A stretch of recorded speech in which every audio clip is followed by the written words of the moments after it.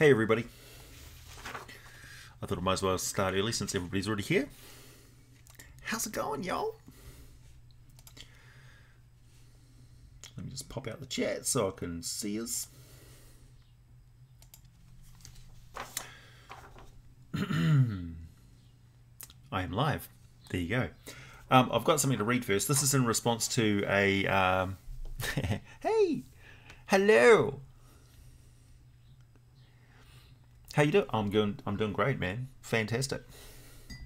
I hope everybody's got a beverage and can join me in a lovely cup of coffee. So this is in response to a question where in the troglodyte video I was talking about infravision and how infravision works and stuff. And a person had a passionate but misinformed opinion about infravision and how it bothered them and it should never have existed, and the change in 5th edition to just dark vision covering all of the night visions is more appropriate and scientifically accurate. Well, I'm here to tell you that it's not scientifically accurate, and there is actually perfectly working animals out there in the world that have infravision. And I'm here to explain to you exactly how it works.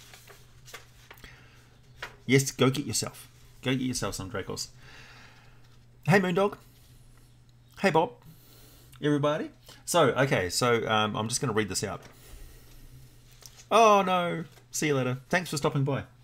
So Jacobson's organ, also called the vomeronasal organ, is an organ of chemoreception that is part of the olfactory system of amphibians, reptiles, and some mammals, although it does not occur at all in all tetrapod groups. It's a patch of sensory cells within the main nasal cavity that detects heavy moisture-borne odor particles. So snakes flick their tongue out and literally taste the air. The scent particles mix with the mouth fluids and then travel up through a duct into the nasal cavity and the vomeronasal organ, which gives them the ability to literally taste, sense. So it's still a sense of smell, but it's a very fine one.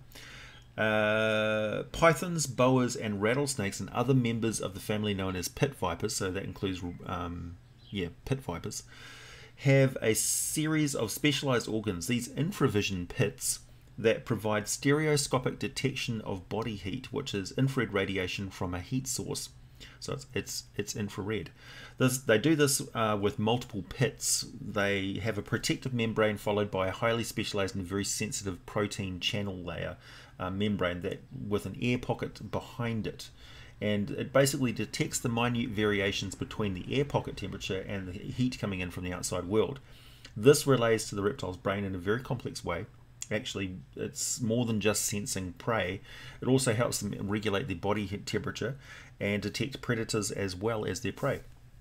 And this is an area of study with a lot of stuff to learn. They're still studying it, and more will be discovered, I'm sure. I don't know if it is actually particularly linked to the visual cortex of the reptile's brain, but it's probably a lot more complicated than that because they live in a world of scent and heat and vibration and all sorts of stuff, so they're highly tuned. Good day, Redwater. Hey, Voice of Man. Hey, Otis. Okay, where are we? Electroreception is another one. Is the ability to perceive the world via electricity. You guys are probably familiar with this. This non-human sense has been discovered in many fishes and other animals, including sharks. Electroreceptors provide a low-resistance pathway for current to flow from the external environment to a sensory epithelium containing cells with voltage-sensitive proteins known as ion channels in their membranes. Epithelial tissues line the outer surfaces of organs and blood vessels throughout the body, as well as the inner surfaces of cavities and many internal organs. They're highly specialized, obviously. That's how you get kidneys and livers and things like that. These receptors are concentrated on the heads of sharks and can detect the minute electrical potential generated by the muscle contractions of prey. We all know this. In sharks, they're called ampullae of Lorenzi, forming a network of jelly-filled pores that can detect the Earth's electromagnetic field, and sharks apparently use these electroreceptors for homing and migration. A few other fish species also have the sensory ability, so it could occur spontaneously in other species. Since the fish species are largely unrelated, it evolved independently in response to environmental adaptation. So Same with the eyeball. The eyeball occurred spontaneously and independently in a lot of different species that are unrelated. So they didn't all just get passed on the genes for eyeballs. They just happen in response to environmental conditions. Would it be possible to develop the ability to detect and emulate or amplify mental impulses and patterns in other species? To detect thoughts or send some sort of signal to another mind that could detect it remotely? Who knows? But the harder you look, the weirder nature becomes, and there is still more that we know, more than that we've got to know, that we have yet to know than we've already discovered. Never catch yourself thinking that we know all there is to know about even just this planet. So if you put yourself in the position of some sensory ability being impossible in Dungeons and Dragons fantasy environment, just consider how bizarre sensory abilities in the real world can be. Echolocation seems relatively ho-hum by comparison to electroreception or the ability to detect the Earth's magnetic field. That would be an example of something that I'd write for one of my rambling video. According to the CIA, yes.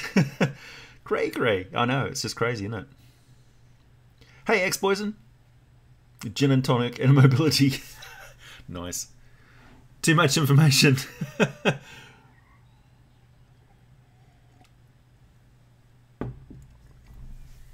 The southern US is mostly pit vipers.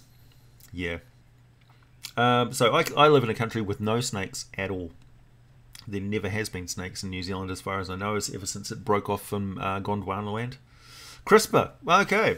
Did you want to know about CRISPR? Would you like to know more? Citizen? Because I know a lot about CRISPR since I was a trained biologist and worked in the biology field. So I've got university education in biology, so I can tell you a little bit about CRISPR. CRISPR happened by mistake, really. The lady was researching the way that bacteria transmit information between themselves using plasmids, little rings of genetic material that they fire at each other.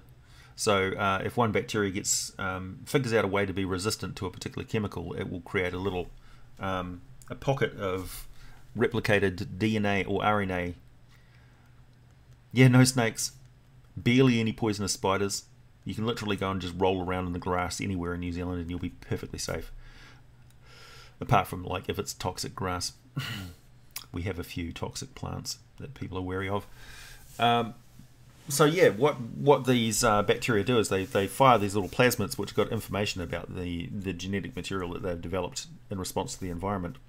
And it helps their overall population to adapt to things instead of relying on just one bacteria. So a lot of our junk DNA, for instance, is inactive bacteria that has gone into our cells, or like a virus or something like that, which has gone into our cells and it's attempted to usurp the cell's control to replicate itself using the cell's internal network mechanics, but it hasn't worked and it's gone dormant in the cell, and that becomes junk DNA. And there's a lot of it. Sometimes it gets repurposed and used. Yeah, New Zealand is next door to one of the most dangerous countries for wildlife in the world, and it's completely different. Did I hear that New Zealand North and South Island are moving closer based on a few earthquakes? Well, we've got a fault line that goes the entire way down the middle of both islands, lengthways. And so tectonic plates have a tendency to that's not the way that the fault line goes, sort of thing. So what it does is it's pushing one part up. So we have the Southern Alps and a volcanic line that moves through New Zealand. The whole place is just a powder keg of geothermal activity, really. Always has been. So we've got active volcanoes around New Zealand.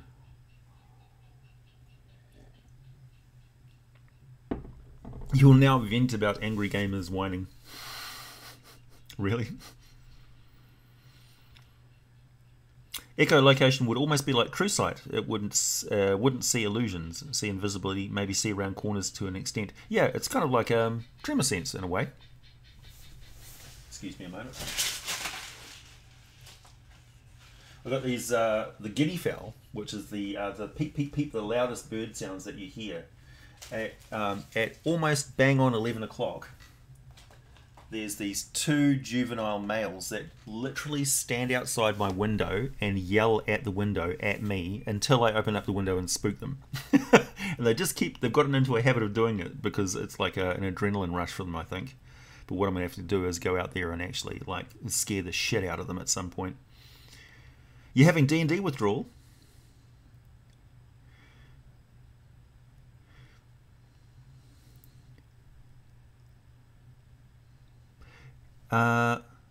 Is that a question for me, Morgan? Or was that somebody making a comment about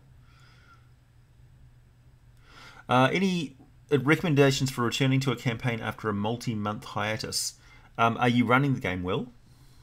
Or are you playing in the game?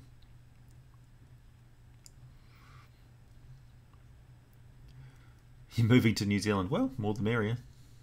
Got a very low population for our area size of our country.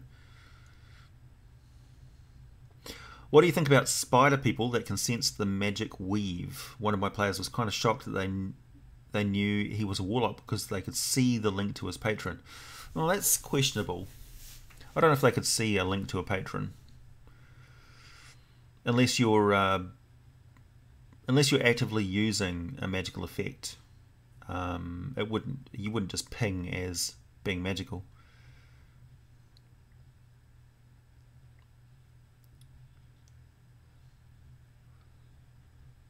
You've been running it for 6 months.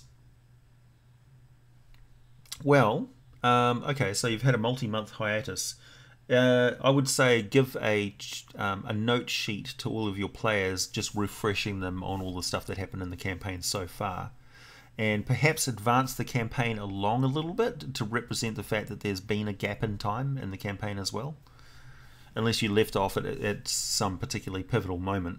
It may behoove you to move the game forward a little bit in time so that it translates well, so that the players are just sort of getting back into it. They're not thrown back into the deep end sort of thing.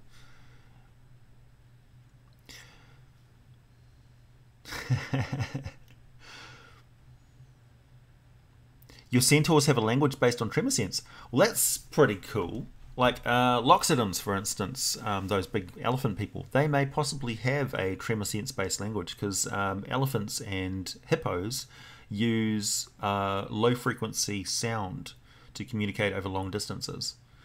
That's one of the reasons why hippos are so aggressive, is because they've been sending warning sounds to encroachers on their territory from a long distance away, and they don't understand that other species can't hear it. So by the time you get within visual range of a hippopotamus, it's already wildly pissed off with you and considers you to be aggressively encroaching on its territory because it's already been yelling warning signals to you for ages. Yeah, Damien, no. Don't spam. It's that simple, really.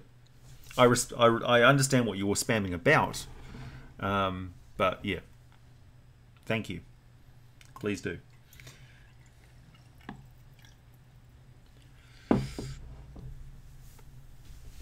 My group is having a monster based with class levels. Oh yeah, that's fine. Ooze Dragon. You keep taming goblins and bandits. Yeah, I had a situation like that with a particularly wily character in 4th edition. And 4th edition Intimidate is very powerful in 4th edition D&D. I don't know if it has the same effect as it does in 5th edition, but Intimidate was quite potent. In fact, I might actually look this up. Intimidation. Who knows everything there is to know about intimidation in 5th edition? Look at this. Look at this sad book. Oh, you wouldn't see that happen in a 2nd edition of book, would you? This is due to be rebound and glued by me. Terrible. And I saw that somebody had just got one of the box sets with the alternate covers, and they had printing issues with the pages unglued. And I'm just like, oh. They've included the errata in the new editions of the books, but they haven't errated the shitty printers that they use. That's kind of important. Hasbro. Let's see.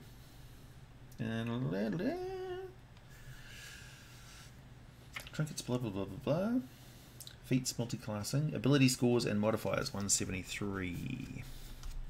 Why is the ability score section halfway in the book?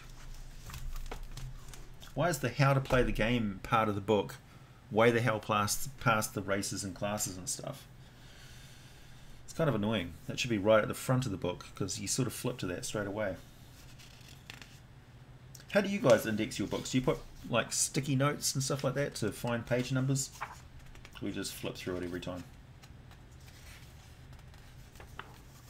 So we're looking for intimidation.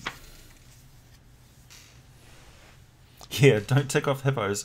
Hippos kill more people than lions and hyenas in Africa.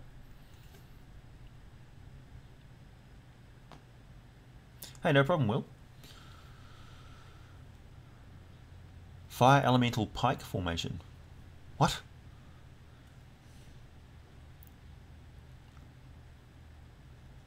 You wish they'd make an AD&D TV show? Well, they kind of do. I mean, Lord of the Rings is Dungeons and Dragons. We wouldn't have Lord of the Rings as a movie if we didn't have Dungeons and Dragons.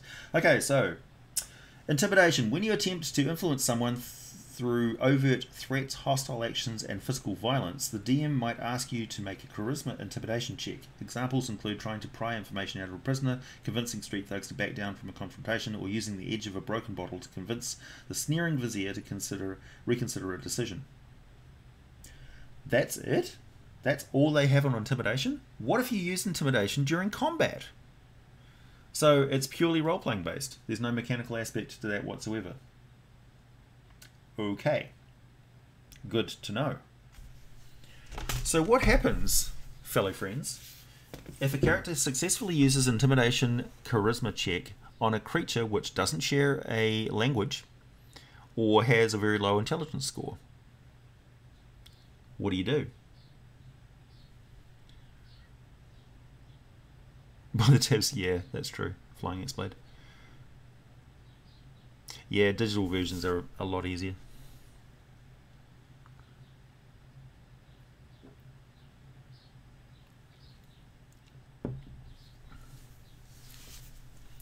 Hey Dustin, my dude, just wanted to say I love your little videos, completely opened my eyes to how crazy D&D is.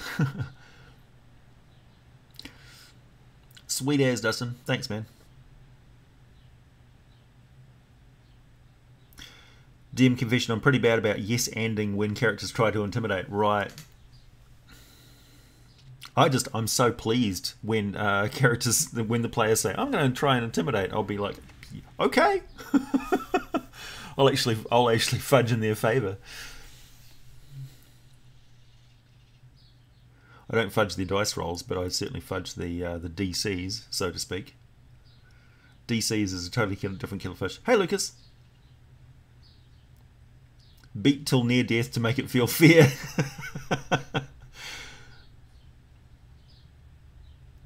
Yeah, they don't have to understand you to know how screwed they are. So in the case of an animal, it will act defensively, and it will try to flee. It will try to run away. That's what animals do. They don't want to get into a fight to the death.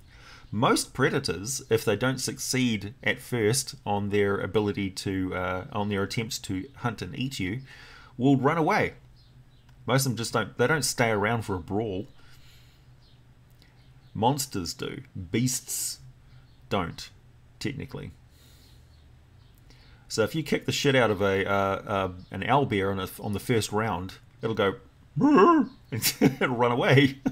Doesn't like it. Particularly predators, because predators need to be, fairly highly tuned athletically to take down their prey. They can't risk getting an injured paw or beak. Well, a paw, yes, but a beak, no.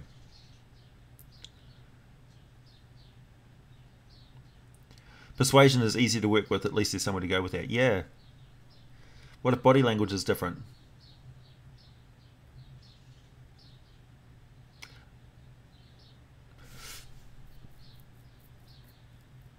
Oh, baby dragons, yeah. Thanks, Lucas. Okay, so I'm working on a video right now in direct response to somebody's comment on a video, a request, a viewer request. to talk about dragon hatchlings and all there is to know about dragon eggs, incubation times, how often dragons lay eggs, how many eggs they lay, how big the eggs are, what they look like, the conditions that are required to incubate an egg successfully, depending on what sort of egg it is, how long it takes to hatch, and the specific stats and abilities of all the different wormlings or wormlings used to be a different thing from hatchlings, I believe. Like it went hatchlings and then wormlings and then young adult dragons. So wormlings, they've got a few stats for wormlings in the book, but they don't really have a lot of stats for wormlings for other species of dragons. And how dragon eggs taste. I would say dragon eggs taste awful. Black dragon egg. This egg tastes like burning. Mammalian dragons. Nope, they all lay eggs, as far as I know. And of course, dragons, the draconic metabolism is entirely different from a reptile, a saurian, or a mammal. They are more like a genasi, right? So they're part elemental. So there's an elemental aspect to the gestation of dragon eggs, which makes it difficult. I also talk about exactly how much a live dragon egg costs and how much you could sell them for. Also, how much an infertile dragon egg could sell for. Fire dragon eggs would be extra spicy. Yeah, platypus lay eggs. Monotremes. Weird little critters. Made bread out of dragon eggs? I suppose you could. Hey Matthews. Hey AJ, I'm prepping an adventure for tomorrow night and I'm trying to think about minions for an aboleth for my 7th level players going up against. Could you use ideas for minions on the way too? Yeah, certainly. So Sahuagin are a perfect example of minions for an aboleth. And troglodytes and tritons, like tritons that have been converted with the slime of an aboleth, make pretty good foes. Because tritons can have character levels and things like that, and they can tame other sea creatures such as sharks and orcas and things like that. You could also have there's some more exotic type nautilus type creatures, giant octopi, decapods could be the sort of semi-aquatic creatures that are in caves and things like that that protect the non-sea areas of an aboleth's lair. They can also convert things like a black dragon or a green dragon, which can exist inside water because they're amphibious, so they can exist in water and breathe water just fine. So they can exist in water environments entirely. So yeah, I hope that provides some ideas. You could also have an aboleth lair inside a Zarathan, since they're made of rock now.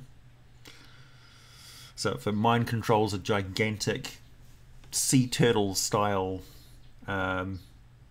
elemental, earth elemental, why not?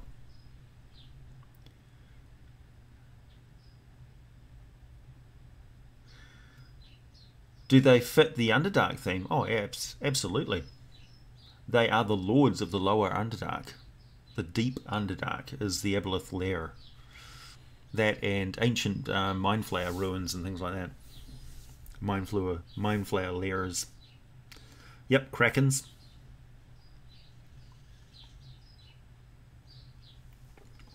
Oh yeah, they use their slime to make you could make a so if you took the brain golem of the mind flayers and converted that to like a slime golem of the aboleth, that would work perfectly fine. They've also got a biologically engineered species called the scum, which are sort of fish people.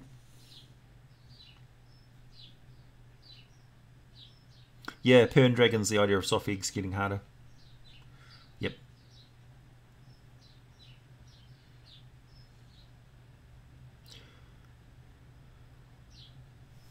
The dragon turtle, yeah.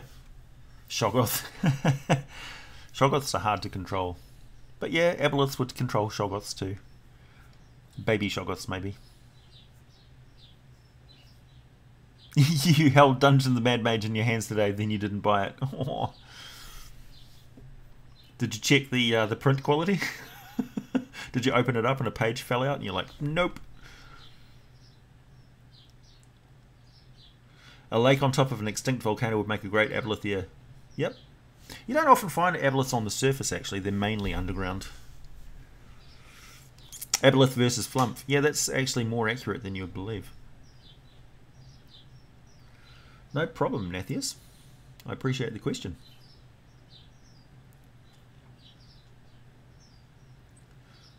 Redo Council of Worms to actually be dragons as player characters, yeah. I do believe there's some supplements on the DM's Guild for role-playing dragons.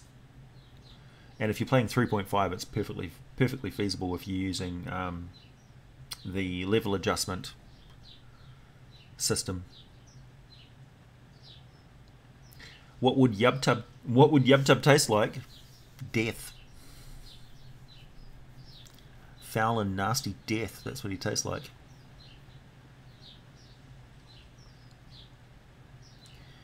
He tastes like Lindsay Lohan's ass pimples. Awful.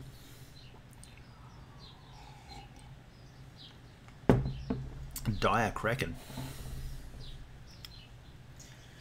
I don't know if you can hear it, but the rain has increased somewhat dramatically outside. Oh yes, I've also got a new toy. Well, it's not a toy really, it's a work tool. I have been saving up, and I finally managed to acquire myself an art tablet, so I can do the new artwork for t-shirts and stuff like that, which I've been hoping to get out. And on this here, you can't see it because it's in very light pencil. I'm a light pencil sketch artist before I do ink work. So this allows me to draw with, this is a Wacom tablet, and allows me to draw with a pen on a piece of paper, which directly translates it into a digital image. So I don't have to take a photo of the ink artwork that I do. I can just draw directly onto a page, and then it translates it directly over, so I get all the detail and stuff like that. Don't have to worry about art levels and stuff, and I can blow it up and manipulate things. So that'll allow me to put out some new designs and stuff a lot faster. And this one's kind of cool. It's like a kick-ass image of a... You'll see it soon. You'll see it soon. But I think you're going to like it and want to wear it on a t-shirt for sure. Bit of hype.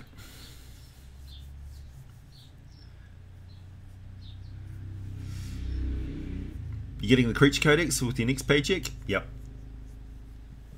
Very good Christmas present to yourself. That tablet there is my Christmas present to myself.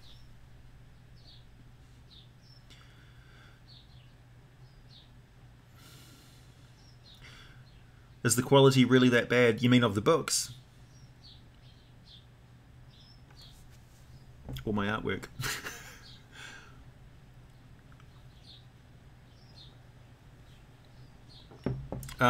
Both fire damage and radiant damage. I would say Stanchgate, in answer to that question. Something of that magnitude. How would I equip an Archon army? Steampunk style, really. But mostly just elemental weapons. So, yeah, they're elemental creations. Primordial. So you would have items which have elemental spirits imbued in them, so they'd have a will of their own, and they'd be able to manipulate the elements using their weapons. Oh, you like the Raven shirt? Yeah.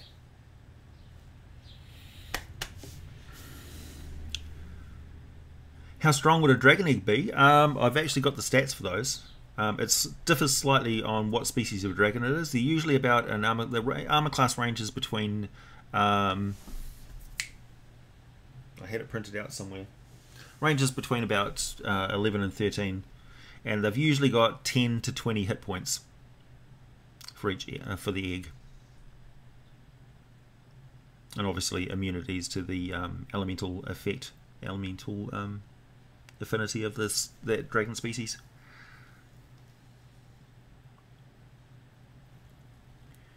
Grenades doesn't make you immune to explosions. The dragon can just claim the stars belong to him. Oh yeah. Yeah, you can stand on real eggs because of the structure of the egg. So dragon eggs are oblong, so they're kind of more oblong than a football. They range from 1 to 4 feet long, with half that as the radius or diameter. So they're much bigger than dragonborn eggs, for instance.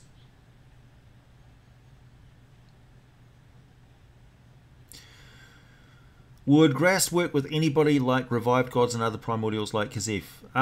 It's entirely dependent on your campaign. I'd say yes if the motivation was entirely in his favour. Okay. What are you confused about, Hello Barista? Did you ask a question?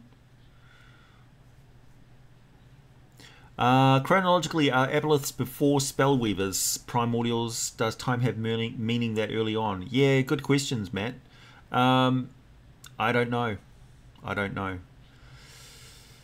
According to spellweavers, yes, they're the first. According to aboliths, they're the first. According to primordials, well, the primordials were the first. The primordials are spontaneously generated intelligences in the early primordial universe, before planets and stuff existed. So they're the ones that created planets and stars and stuff like that when the gods came along afterwards. The gods are like thought constructs that generated in the astral sea, the astral realms. Yeah, dragon eggs are as strong as the plot demands. Exactly. Unless you need to define it for the player characters and it becomes something that the player characters need to protect, then the dragon eggs can withstand however much damage you say they can. And it's very easy to have the player characters not get dragon eggs if you don't want them to. You just say, nah, it died. It's a non-viable egg. It was never fertilized. It's a dud. It's that simple. You don't have to give baby dragons to people. Certainly dangle the prospect of a baby dragon in front of the players as much as you want to draw them into your plot. Have I read The Empyrean Odyssey by Thomas M. Reed? I just got it. It's pretty good. It takes place in Celestia and other cool places. Oh, cool. I'll give it a look. No, I haven't read it. Thanks, Lucas. Oh, hello, Barista. We're talking about we're talking about dragon hatchlings and stuff. We're talking about sensory organs of real world animals and how they translate into like the fantastical senses of D&D creatures. What else is on the topic today? Oh, young gods. So somebody asked me for a video on Empyreans. One of the reasons why I haven't really done a video on the Empyreans as it appears in the monster manual is because that's very much a template listing. So it's very, very plot bland. Like there's no... They talk about general lore about what a young godling is, because that's what the Empyreans are. They're essentially demigods, right? But they're entirely bland and without character. So what you do is you take that listing there, that becomes your base level for what a demigod should be, and then you build up specific abilities and add abilities to that, and according to whatever that demigod is. So if you wanted a Perseus demigod, for instance, you would take the Empyrean template, you'd give him a specific type of weapon or something like that, you know, like a lightning bolt sword or whatever, and give them abilities based on the things they can do there. So it might not necessarily be a shout that can damage things. It might be some other characteristic ability that does the same sort of thing. So you see what I mean? How it's like a base plate, but it's not really a true monster.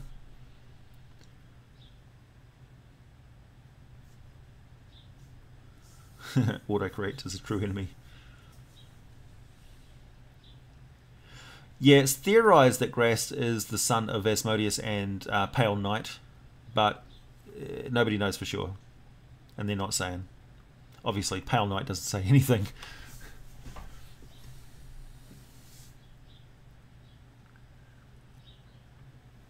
What dragon is safest to take eggs from other than a dead one? I would say probably the white dragon, because the white dragon is so aggressive anyway. They don't really care about their offspring. So, yeah.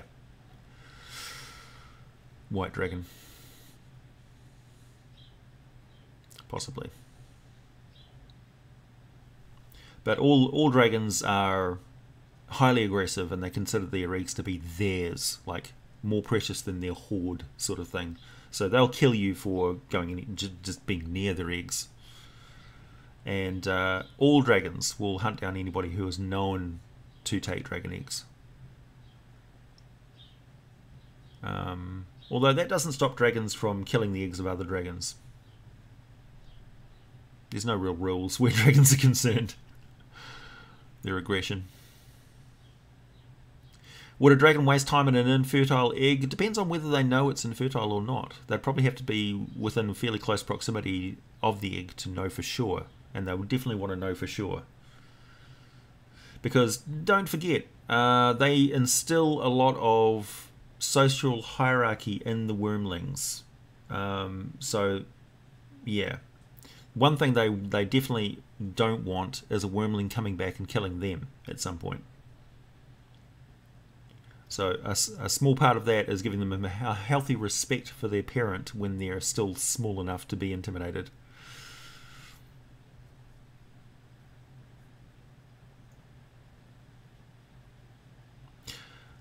I would say the opposite is true, same Razor, that anything past the 200 years before the current setting is a lot of contradictory stuff, particularly if you're getting into 4th edition changes and the Second Sundering and stuff. Problematic, can be.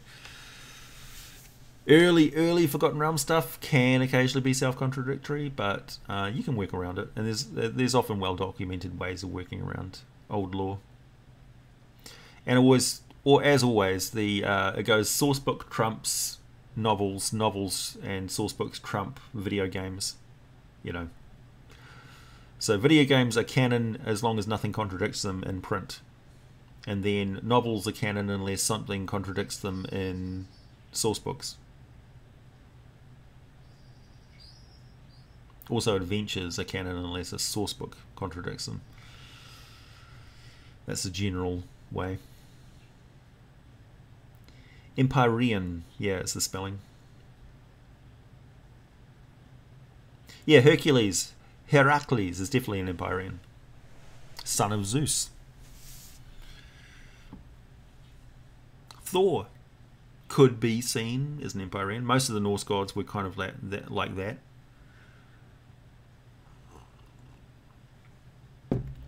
They weren't considered to be uber powerful. They were considered to be extremely powerful mortals.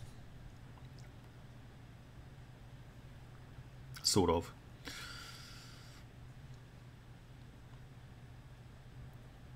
Drow, infrared vision versus dark vision. Yeah. Well, so elves were supposed to have low light vision originally.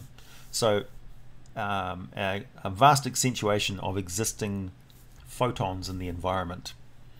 Infravision was being able to see without light at all because you're looking at heat. And all things that radiate heat radiate it through infrared. So it's the heat itself is the light source.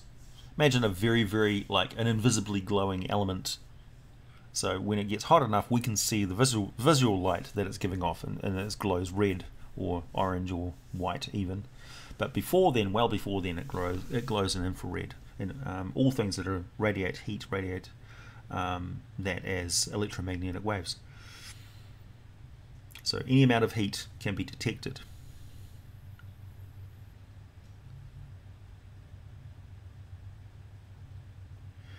Any tips for travelling? My party has hopped on their Triceratops and struck out from the jungle. They're heading towards the plains, giant open spaces. So at the edge of forests, as they meet up with plains, that's where you're going to get big cats. Cats love to ambush from cover. Then once you get out into the plains and stuff, you have like tall grasslands and things, and that's where you have things like tigers, and also giant birds and raptors.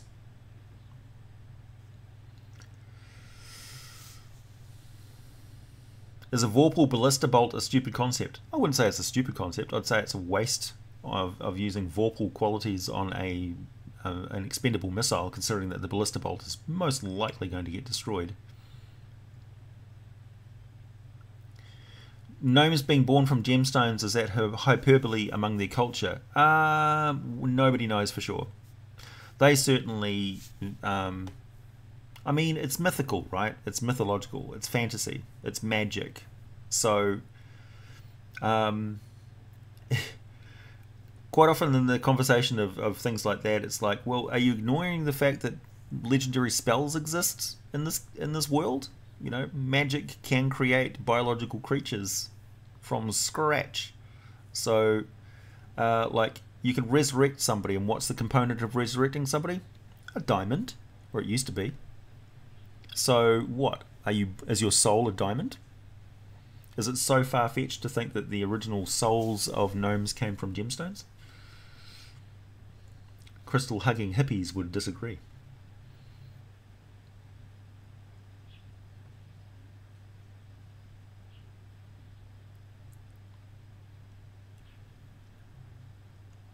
Have you thought about using an evil gold or silver dragon in a campaign? Yeah, there certainly are, like, misguided, authoritarian, draconian dragons, for sure. Don't forget, good things are only really good to each other. You can't have a racist dragon. I mean, really. Even the best dragon could be sorely tested by the lesser species which pester it constantly. That's why gold dragons are reclusive. I don't want to get bothered by everything that demands their attention. Particularly having a reputation as being a good creature. When sometimes you just want to eat a humanoid. Put them in their place. It's like, sure, I'm a good creature, but like, you cockroaches are very demanding. I don't want to stomp on you, but, you know, you're constantly underfoot. You ate my food. You stole my stuff. Get out of my house.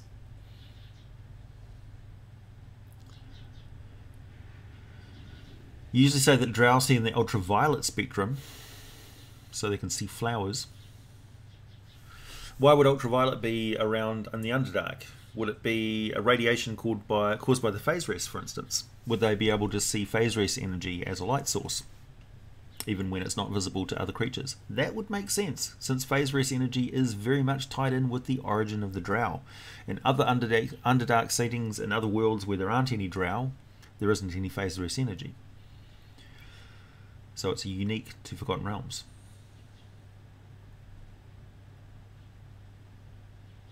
Dire badgers digging tunnels, yeah.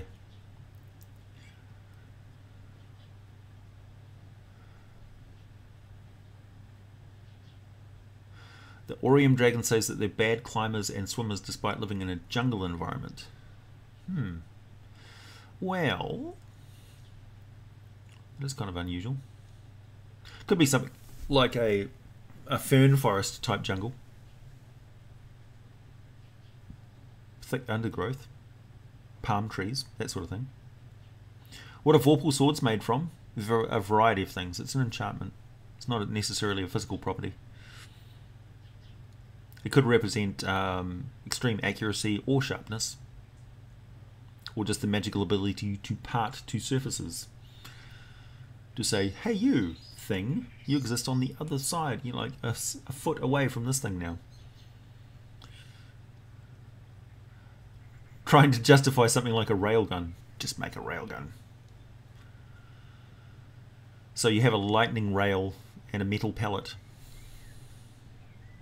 It's not unusual. Like a wand of magic missiles, for instance. Pretty good.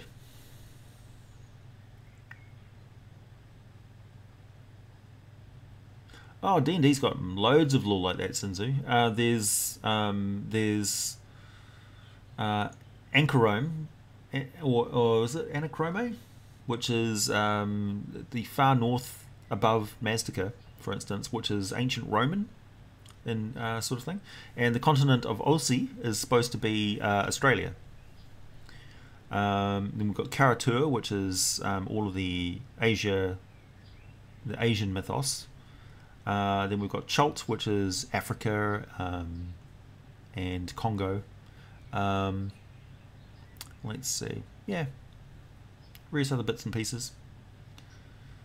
Got the Horde lands, like Mongolian sort of places, and you've got the Viking sort of aspect with the Uthgard tribes. I'd like to actually do a video talking about where the Uthgard tribes come from, because they've got a very interesting story. Like, a lot of people don't...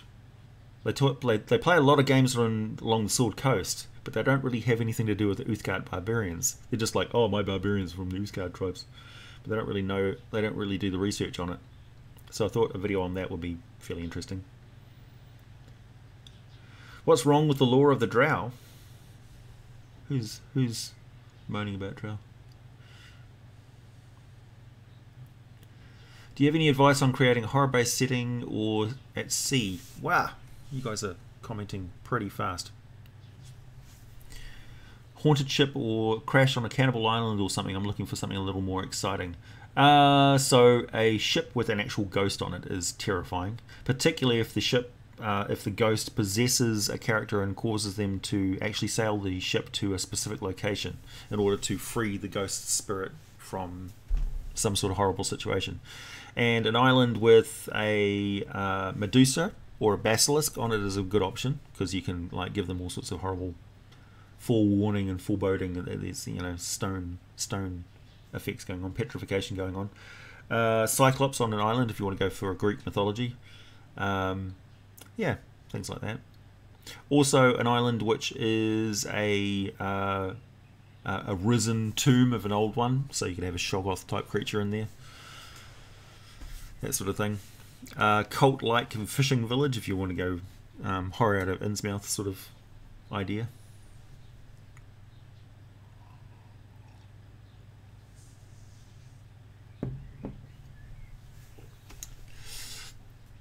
Who, me, DM'd for a group of primarily or solely non-magic player characters? Was it fun for you? Dude, I run a lot of D&D games, but I also run a lot of non-D&D games that aren't magic. Heroes Unlimited, for instance. A lot of Palladium games, Rifts, that sort of thing. Although there's magic in Rifts, but you can have a Palladium game of superheroes and stuff that don't have any magic. Quite like those. Warhammer 40k. Although there's sort of chaos magic in that, but most of the time there's no magic.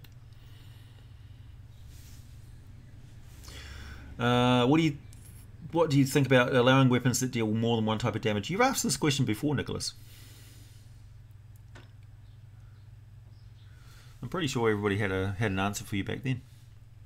Vorpal cheddar, sharpest cheese in the world. Yeah, Mongolia is awesome. Thay is Asia Minor. Yeah, it's more like the Arab states, Middle East. Certainly the climate is more Middle Eastern, and they have like the same fruits like apricots and mandarins and things like that come from there. Also, I believe walnuts were originally from the Middle East as well, and then they got transferred through the Roman Empire into Europe. And walnut in Old English means foreign nut. That's all it means. I had to look that up one day. What would Australia compare to in D&D? The continent of Aussie on Toril is Australia. So if you look at a world map of Toril, and there's Aussie, which has got no resources on it whatsoever that you could find, that's Australia.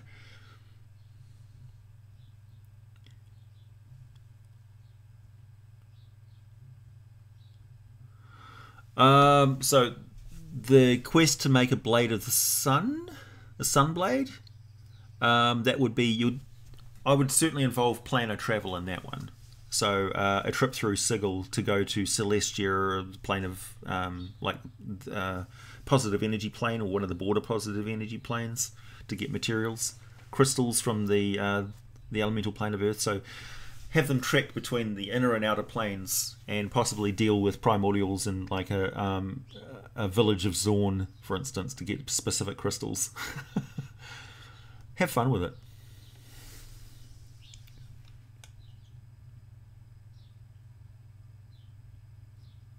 Need more lore stories about the Drow of Illustrae. Yeah, I agree.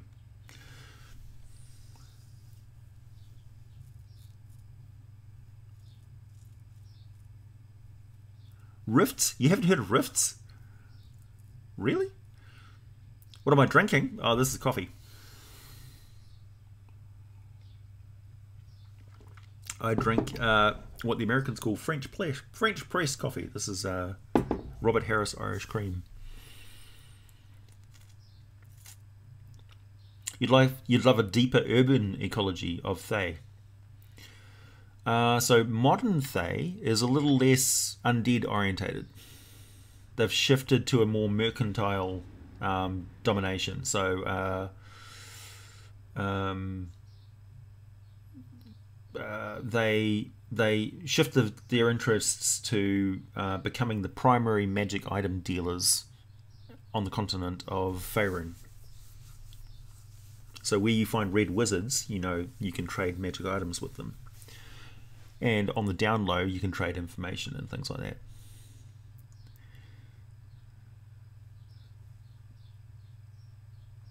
Are there any type of dragons that raise their children to adulthood? It's a very long time to raise them to adulthood. Usually like young adults, but by the time they're breeding age, the dragons are entirely independent. They take their place in draconic society. And so silver dragons and brass dragons and things like that have a very complicated draconic society. And one of the things that you need to keep in mind is that the Draga Rage mythal, the ritual curse, particularly of dragons of Forgotten Realms, prevented them from interacting socially for a very long time together because they weren't sure when they were going to go crazy and try to murder each other. So that has just recently changed. So now you're going to start seeing dragons getting much more involved in dragon society, and some of them will start turning their thoughts towards, hey, now it's possible, since the elves' curse is gone, for us to reform our draconic empire and take over the lands that we once controlled before the giants struck us low and we had to destroy. You know, now that the giant nation of Astoria has gone the way of the dodo, and there's no current human nation like Netheril or Imiskara, which is magically mighty. Perhaps it's time for us to take over, and that would be perfectly reasonable for them to do. So a campaign that's got that sort of aspect to it, you might want player characters that traverse between the Feywild and the natural world and skip over years in between those journeys, or they travel to the outer planes and inner planes and the Feywild, the Shadowfell, and back to the mortal world. And time on the mortal world progresses quite quickly. So they'll stop in, and it's a couple of years since they were gone last, and the dragons have started to do things. They've started to move their political system, and you start to see the big picture that dragons are actually starting to take over. Haha, hey Gadzooks, thanks man. You finished Homeland, started Exile. Yeah, nice one. There are Beholder Pirates and Spelljammer, yeah, that's true. Sometimes chicken was called Persian bird. Really? Because they're African. The bush chicken. Chicken is the most common bird in the entire world. There's more chickens than any other type of bird. Thanks to us.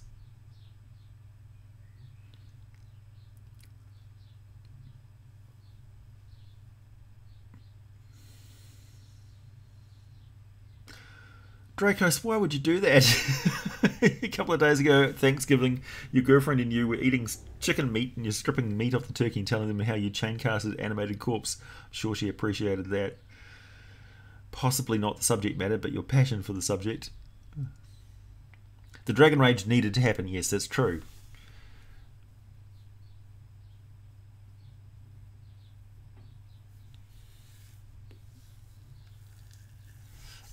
Sex poison. Hey Trey, I spotted your comment there.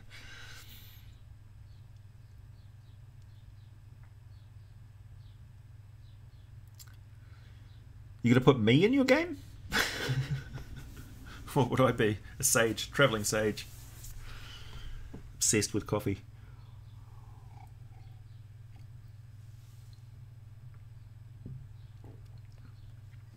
Well, the Drow they've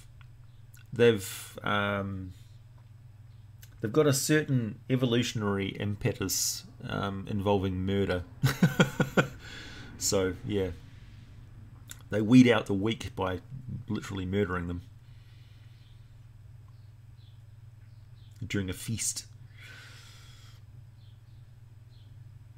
Oh yeah.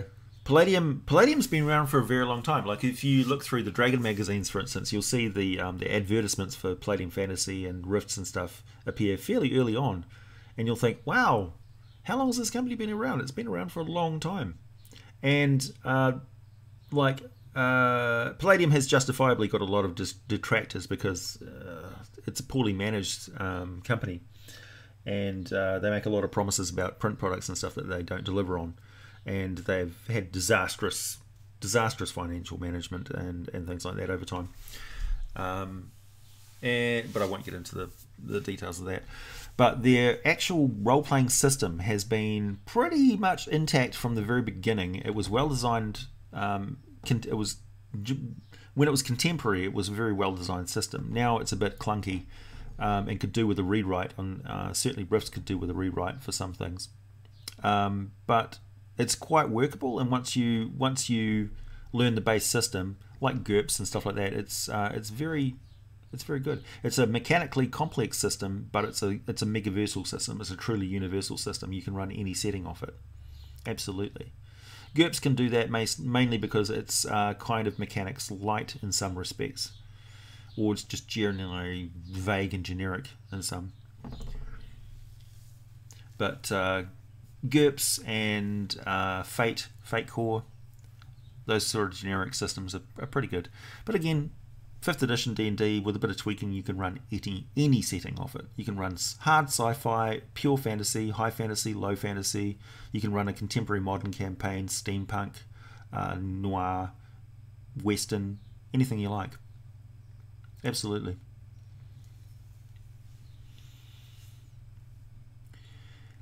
Have you played a Dark Elder in Drow Society? No, but there's absolutely. I mean, you can certainly borrow a lot of the ideas from the Dark Elder, like using torture as an energy source, torment as a power. Coffee ooze, coffee ooze master. Sounds terrifying. Trying to transform into coffee. Yep. Some Gem Dragon Steel Chromatic Dragon Eggs, yeah. Robert, if I wanted to turn the Golden Girls into NPCs, what classes should I make them into? No, they're all liches, man. They're all liches.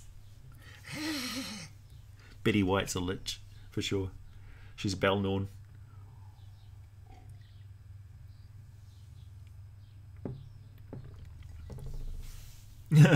Yeah. Mom cyborgs, mind over matter, mental implants.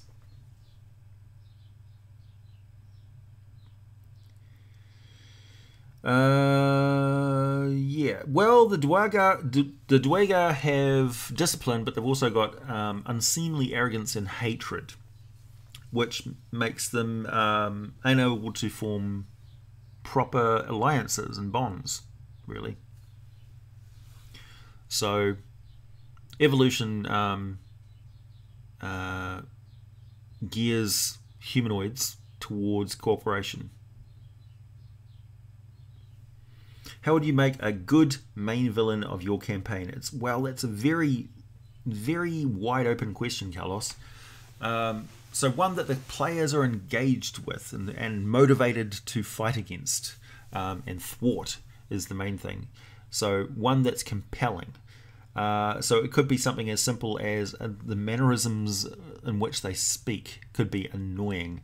They could be a ally that the players are absolutely convinced is an enemy. But they just haven't gotten any solid evidence yet that they are an enemy yet. Or they could be someone who they think is an ally who's actually an enemy and is doing things that they're not detecting yet. And once they do, they're like, et tu, brute. You can have things which are just truly monstrous and do horrible things that motivate the characters to want to stop them doing horrible things. That's one of the areas where you might have a note of caution and have like consent from your players to discuss certain horrible things that monstrous NPCs can do.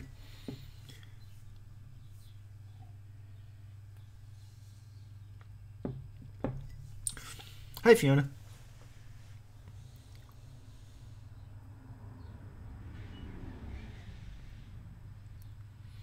Well, the Illitheri elves were dark-skinned elves already. They had pitch black skin already. Not sure about the white hair and red eyes and stuff, but yeah, when Denied the Balor was used, and he made himself certainly available to the Drow matrons who took advantage of Wendenai's as a breeding partner, because they were kind of commanded to. But they turned on Wendenai in the end when he lost favour with Lolth, and he was banished for 1,000 years. But he came back.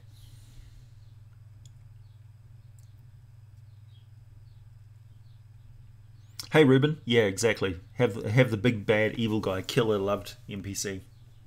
That's certainly something that I do quite often.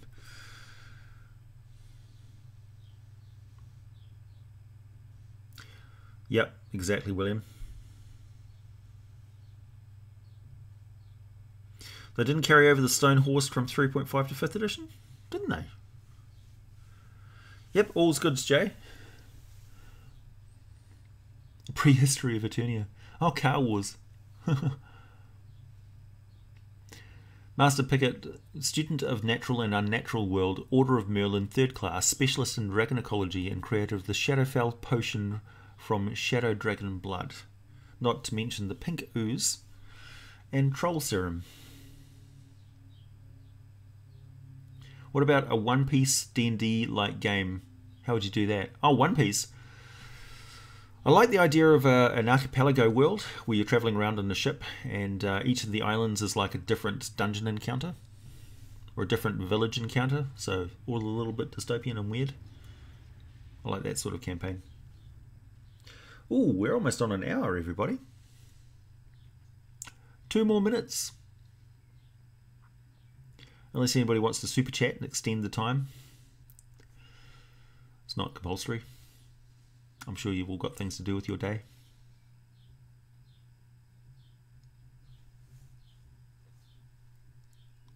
A unified Earth versus Lolth. Yeah, don't forget, Lolth is on multiple worlds at the same time. Much like Tiamat. Tiamat's in multiple different worlds at the same time. Tarkesis. There's nothing to love about the Underdark? Oh, I disagree. The Underdark is one of the places in Forgotten Realms that I'd love to visit, actually. Certain areas of it. Crackleholm. I mean, imagine walking around in a gigantic chamber which is a geode with scintillating diamond-faceted crystals, sending torchlight sparkling around in a dazzling array, whilst talking with a Sniff-Niblin. Nothing good comes from stepping on a ship in D&D. Yeah.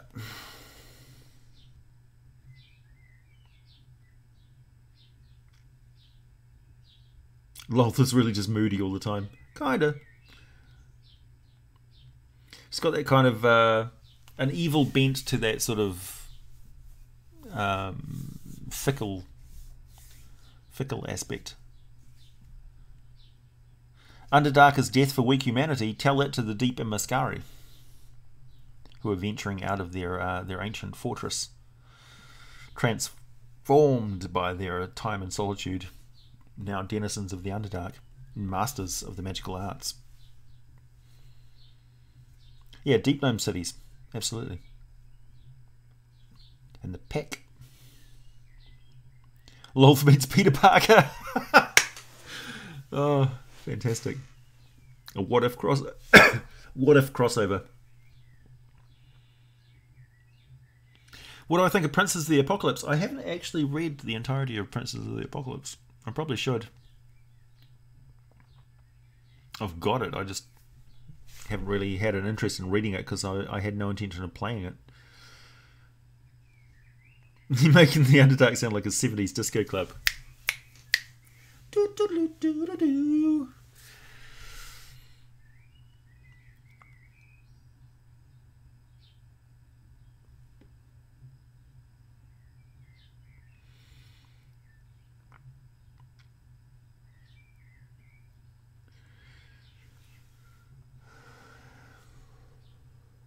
Not even going to talk about Vampire the Masquerade. So political right now.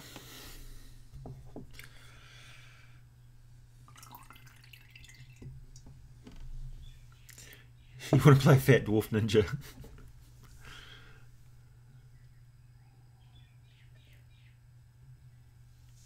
I wonder if Lolth's ever made a spider champion. I wonder if Lolth's ever had any dealings or has any plans or perhaps entertains sordid thoughts about Mishgar the wolf spider. Who knows? Love to see a video on Leviathan the Elder Eva. Oh, really? Loads of shrooms, man. Yeah, true. Alright, everybody. It's time for me to go. Hey, Gadzooks. Nice to see you. Burn, baby, burn. Staying alive's got a whole new meaning here, exactly. Alright, everybody. Thanks for tuning in. I'll catch you on my Wednesday. Oh, your Wednesday, my Thursday. Same time. For our next regular stream. And expect some more videos before the end of the month. And then next month we're going to get into lots of little tiddly critters and creatures of the natural and unnatural world that are considered animals. Thanks to popular request or something of a challenge. Peace out. Happy gaming. Be nice to each other. Say hi to your mum.